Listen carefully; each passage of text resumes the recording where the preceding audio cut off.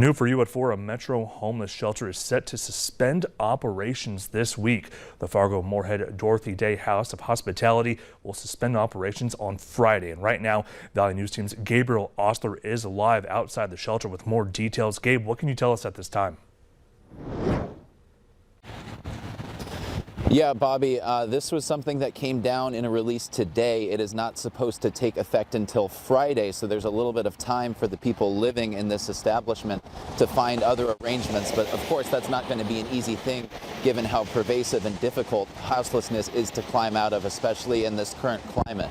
Now, they did say, Churches United, that they hoped that this was just a temporary closure, but the overall tenor of the release was not very positive. It talked a lot about the financial hardships that they've been enduring recently, and the 15 people who live here may be out of housing for quite some time if this is not reversed anytime soon.